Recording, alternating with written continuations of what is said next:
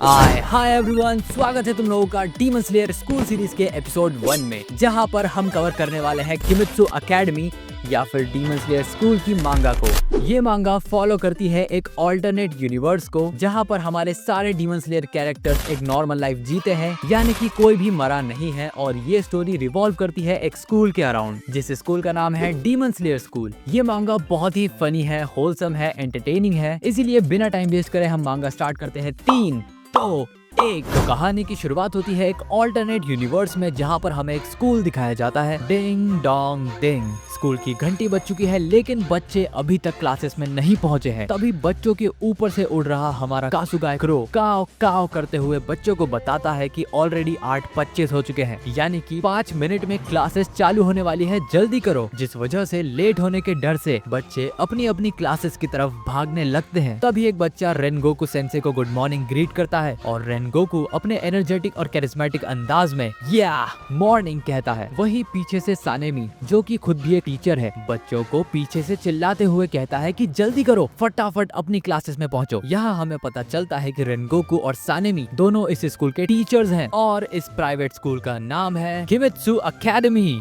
और बूम, तभी art class में एक जोरदार धमाका होता है और ये धमाका करा था हमारे फ्लैशी टेनगेन उजुई ने। डरे सहमे बच्चे क्लासेस से बाहर निकलते हैं और टेनगेन से पूछते हैं कि सर आप आखिर चाहते क्या है, जिस पर टेनगेन चिल्लाते हुए कहता है कि शट अप, क्या तुम लोगों को ये समझ नहीं आ रहा कि आर्ट हमेशा फ्लैशी होता है। जिसके बाद दो ग्राउंड में खड़े बच्चे, जो कि मुइचिरो और साबितो की तरह दिख रहे हैं, वो आपस में बात करते हैं कि आज फिर से इन्होंने धमाका कर दिया, यानी कि टेनगेन पहले भी ऐसी हरकतें कर चुका है। और ये है एक नॉर्मल दिन डीमन स्लेयर स्कूल में। अब 5 मिनट से भी कम टाइम बचा है क्लासेस शुरू होने में, लेकिन हमारा जेनित्सु अभी भी रास्ते में ही है और वो स्कूल के आसपास भी नहीं है। कम से कम 15 मिनट का रास्ता बचा है स्कूल पहुंचने का, जिसका मतलब जेनित्सु अगात्सुमा मुसीबत में है। अब जेनित्सु बहुत लेट हो चुका है क्योंकि वो रात भर जाग कर मांगास पढ़ रहा था। यार, इससे अच्छा तो अर्जित कुन का चैनल ही सब्सक्राइब कर लेता। कमाल की मांगा एक्सप्लेनेशंस और मजेदार एनिमे कंटेंट देखने को मिल जाता और अगले दिन टाइम पर स्कूल भी आ पाता। जेनित्सु तो पछता रहा है, लेकिन तुम लोग मत पछताना, सब्सक्राइब करो फटाफट। आमतौर पर तो जेनित्सु ऐसी सिचुएशंस में तेजी से दौड़कर स्कूल जाता है, लेकिन रास्ते में खड़ा है एक गार्ड, जिसने अगर जेनित्सु को पकड़ लिया तो मार मार कर वो उसका कुत्ता बना देगा। यहाँ पर बात हो रही है डीमन स्लेयर के पीई टीचर गियू तोमियोगा की, जो कि लाइफस्टाइल काउंसलर तो है ही, साथ ही रूल्स का इंचार्ज भी है। जेनित्सु अपने दिमाग का 100% यूज करता है और नतीजा निकालता है कि अगर वो सामने से गया तो पिटेगा ही, अगर उसने दूसरे गेट से जाने की कोशिश करी तो कासुगाई क्रो से वहां भी पकड़ लेंगे, और अगर चोरी चुपके घुसते हुए पकड़ा गया तो और बुरे कांड हो जाएंगे। जेनित्सु ये सारी चीजें सोच ही रहा था कि तभी वहां एंट्री लेता है हमारा तानजीरो कामाडो, जो कि जेनित्सु को गुड मॉर्निंग ग्रीट करता है और पूछता है कि तुम भी लेट हो गए। जेनित्सु तानजीरो को देखकर बड़ा खुश हो रहा था, क्योंकि अब वो अकेला नहीं है जो कि लेट हो रहा था। वैसे तो जेनित्सु थोड़ा कंफ्यूज था कि तानजीरो हमेशा टाइम पर आता है, आज वो लेट कैसे हो गया, लेकिन जो भी हो, जेनित्सु पूछता है कि नेजुको दिखाई नहीं दे रही, जिस पर तानजीरो उसे बताता है कि नेजुको ऑलरेडी स्कूल पहुंच चुकी है। वो तो तानजीरो आज इसलिए लेट हो गया क्योंकि एक अजीब सा आदमी ट्रेन में लोगों को परेशान कर रहा था, और यहाँ पर परेशान करने वाला आदमी एनमू है, जो कि म्यूगन ट्रेन रेफरेंस है। ऑल्सो ये वाली लड़की जो क्रीपी आदमी से बचकर भाग रही है, ये और कोई नहीं बल्कि वो म्यूगन ट्रेन वाली ही लड़की है, अगर तुम्हें मूवी याद है तो। तानजीरो बताता है कि उसने उस अजीब आदमी को पकड़वाया था और इसी वजह से वो लेट भी हो गया, लेकिन कोई दिक्कत वाली बात नहीं है क्योंकि पुलिस वाले ने तानजीरो को एक एक्सक्यूज नोट दिया था एज अ रिवॉर्ड, क्योंकि उसने उस अजीब आदमी को पकड़वाया था। जो नोट अगर वो स्कूल में दिखाएगा तो उसे डांट नहीं पड़ेगी लेट होने की वजह से। जेनित्सु ये देखते ही गुस्से से पागल हो जाता है, क्योंकि उसके हिसाब से तानजीरो ने उसके साथ चीटिंग करी है। तानजीरो, जिसे समझ नहीं आ रहा कि आखिर ये उसकी गलती कैसे है, जेनित्सु उस पर गुस्सा करने लगता है, लेकिन तभी उसे एक आइडिया आता है। अगर वो ये नोट दिखाकर ऐसा प्रिटेंड करें जैसे जेनित्सु और तानजीरो दोनों ने मिलकर उस अजीब आदमी को पकड़वाया हो, तो दोनों को ही डांट नहीं पड़ेगी और दोनों बच जाएंगे। और इसीलिए जेनित्सु तानजीरो से भीख मांगने लगता है, ये कहते हुए कि प्लीज इस बार उसे बचा ले, अगली बार से वो लेट नहीं होगा। साथ ही जेनित्सु ये भी बताता है कि केवल वो लेट ही नहीं है, आज उसकी ड्यूटी भी थी बच्चों की यूनिफॉर्म चेक करने की। ऐसा इसलिए क्योंकि वो डिसिप्लिनरी कमेटी का मेंबर है, और अगर वही डिसिप्लिन में नहीं रहेगा तो गियो तोमियो का मार मार के उसका कुत्ता बना देगा। तानजीरो फाइनली मान जाता है और वो ये एक्सक्यूज गियो गियू को जाकर दिखाते हैं। वो लोग बताते हैं कि इस वजह से हम लोग लेट हो गए और हम बड़े सॉरी हैं। गियू के पूछने पर जेनित्सु बोलता है कि मैंने भी मदद करी थी और इसीलिए मैं भी लेट हो गया, और गियू शक की नजरों के साथ उन्हें जाने देता है क्योंकि ये एक जायज एक्सक्यूज है। लेकिन तभी गियू नोटिस करता है कि तांजीरो ने इयररिंग्स पहन रखी है और जेनित्सु ने अपने बालों को येलो डाई करवा रखा है, जो कि स्कूल रूल्स के अगेंस्ट है, और इसलिए वो उन दोनों को रुकने के लिए कहता है। लेकिन वो लोग रुकते नहीं, तेजी से भागने लगते हैं और गियू भी उन्हें पकड़ने के लिए उनके पीछे दौड़ने लगता है। अब किमित्सु अकेडमी एक बहुत बड़ा स्कूल है जहाँ पर एलिमेंट्री, जूनियर हाई और हाई स्कूल तीनों है, जिसका मतलब कैंपस बहुत ही बड़ा है। दौड़ते हुए रास्ते में तांजीरो को दिखता है सकोंजी ओरोकोडाकी, जो कि स्कूल का ग्राउंड कीपर है। तो तांजीरो और जेनित्सु से गुड मॉर्निंग ग्रीट करते हैं और वहाँ से भाग जाते हैं। उनके पीछे दौड़ता हुआ गियू भी उन्हें गुड मॉर्निंग ग्रीट करता है। फर्स्ट ईयर की क्लासेस थर्ड फ्लोर पर है, इसीलिए तांजीरो और जेनित्सु दौड़ते हुए सीढ़ियों की तरफ जाते हैं, इस उम्मीद में कि अगर एक बार वो क्लास में घुस गए तो फिर गियू उन्हें कुछ नहीं बोलेगा। इसीलिए वो लोग और तेजी से दौड़ने लगते हैं कि तभी क्लास के अंदर से खिड़की तोड़ते हुए एक ट्रायंगुलर स्केल उड़कर आती है और दीवार पर जा लगती है, जो देखकर तांजीरो और नेजुको की 12 बज जाती है। तभी गुस्से में क्लास का गेट खोलकर बाहर निकलता है सानेमी, जो कि गुस्से में तांजीरो और जेनित्सु से कहता है कि मैं यहाँ पढ़ाने की कोशिश कर रहा हूँ, मुझे डिस्टर्ब मत करो और हॉल में दौड़ना बंद करो। यहाँ पर हमें पता चलता है कि सानेमी शिनुजुगावा असल में मैथ्स टीचर है।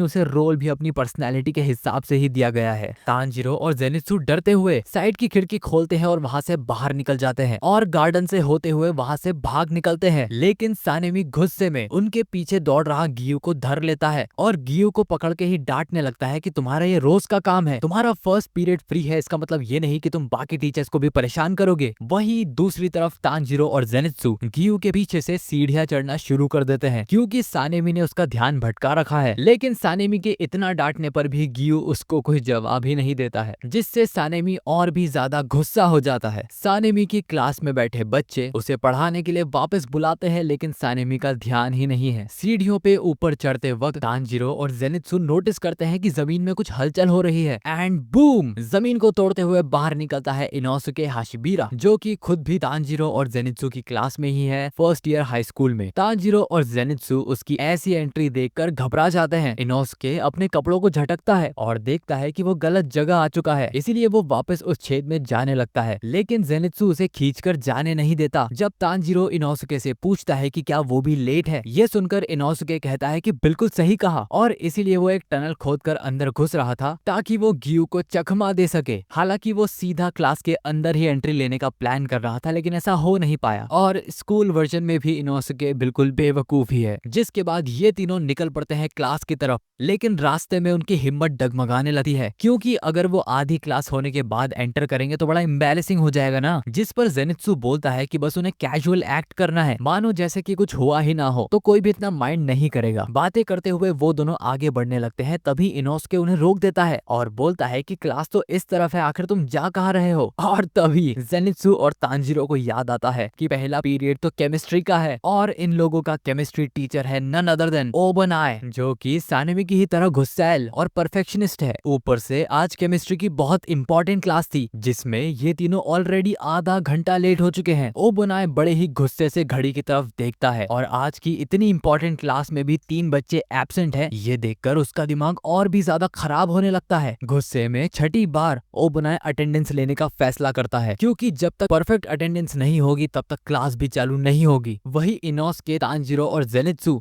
गेट के जस्ट बाहर ही खड़े थे और जानते थे कि अंदर जाना बिल्कुल ठीक नहीं होगा, इसीलिए वो लोग डिसाइड करते हैं कि केमिस्ट्री टीचर को वो लोग अपना एक्सक्यूज नोट दिखा देंगे जिससे शायद वो उन्हें माफ कर दे। लेकिन शिट यार, वो पेपर तो गियू के पास ही रह गया। उन तीनों को ये चीज रियलाइज हुई ही थी कि तभी वहां गियू आ जाता है और बड़े ही गुस्से में उन तीनों की तरफ बढ़ने लगता है। जेनित्सु और तांजीरो नोटिस करते हैं कि वो पेपर गियू के ट्रैक सूट में रखा है, तो अगर किसी तरीके से उनके हाथ वो पेपर लग जाए तो वो लोग आसानी से केमिस्ट्री क्लास में बैठ सकते हैं, और इसीलिए इनोसुके पूरी स्पीड में गियू पर हमला कर देता है, बीस्ट ब्रीदिंग हेडबट। लेकिन गियू, जो कि बहुत एथलेटिक और पीई टीचर है, वो अपनी जंप रोप से इनोसुके को बंदी बना लेता है। जेनित्सु और तांजीरो ये देखकर डर जाते हैं, लेकिन जो भी हो ये एक बहुत अच्छा डिस्ट्रैक्शन था, इसीलिए तांजीरो भी खुद को लॉन्च कर देता है और I am really really sorry for causing trouble headbutt मार देता है। गियू अपनी केंडो स्टिक तांजीरो के सर पर मारकर उसे जमीन पर गिरा देता है। तभी गियू को ध्यान आता है कि वो जेनित्सु जेनित्सु कहाँ गया। और तभी जेनित्सु खिड़की खोलते हुए गियू के साइड से अपीयर हो जाता है, जिसने तांजीरो के डिस्ट्रैक्शन का फायदा उठाया था और यूज करता है thunder breathing first form, thunder clap and flash,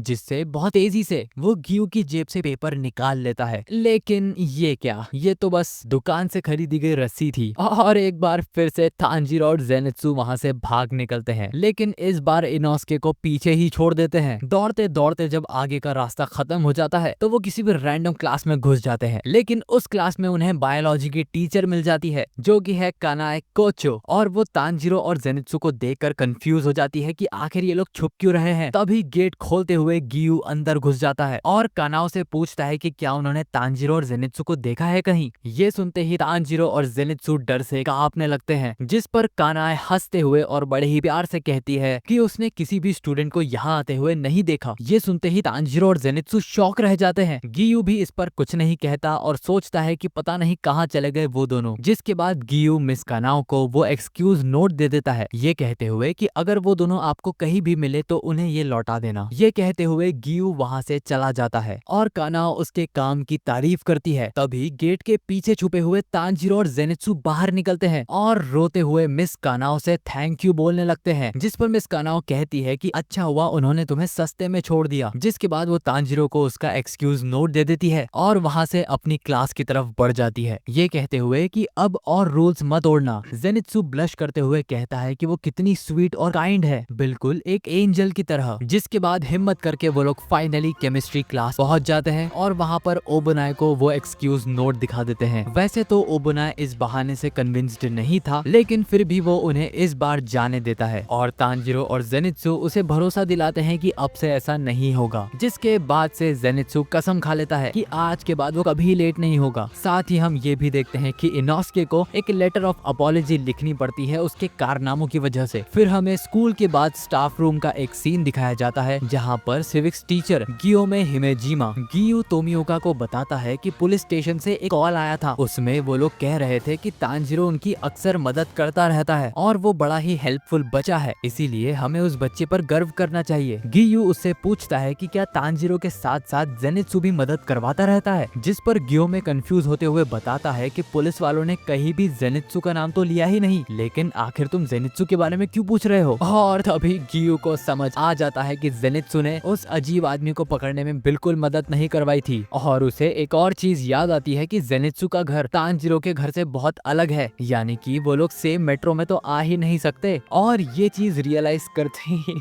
Giyu का डेड लुक देखो यार तुम लोग यहाँ पे। गियू को बहुत गुस्सा आने लगता है कि जेनित्सु ने उसे चूना लगा दिया। उस रात जल्दी सोते हुए जेनित्सु अगले दिन जल्दी उठने का अलार्म सेट करता है, ये सोचते हुए कि मैं बदल चुका हूँ और रिस्पॉन्सिबल आदमी बन चुका हूँ। लेकिन जेनित्सु को यहाँ पर क्या पता अगले दिन स्कूल में उसके लिए क्या इंतजार कर रहा है। और इसी के साथ मांगा का चैप्टर 1 खत्म होता है। ये वीडियो एक पायलट एपिसोड की तरह थी, ये चेक करने के लिए कि क्या तुम लोगों को ये मांगा पसंद आ भी रही है या नहीं। अगर पसंद आती है, वीडियो पर अच्छा रिस्पॉन्स आता है तो मैं इसकी आर्क वाइज एक्सप्लेनेशन चालू कर दूंगा, क्योंकि ये मांगा थोड़ी बड़ी है और ट्रस्ट में ये मांगा बहुत ही फनी है, बहुत होलसम है और बहुत मजा आता है जब हम डीमन स्लेयर के कैरेक्टर्स को ऐसे फॉर्म में देखते हैं। So that's it for today. Video पसंद आई है तो कमेंट्स में जाकर अपना प्यार दिखाओ।